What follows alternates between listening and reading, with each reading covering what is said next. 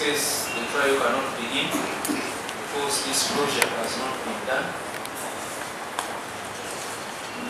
Although my view is that it could have been done within the time available, I can't proceed with the trial for a limited time for this session. It will be ending within a week or so. I therefore do not have the time to commence a trial which I cannot conclude.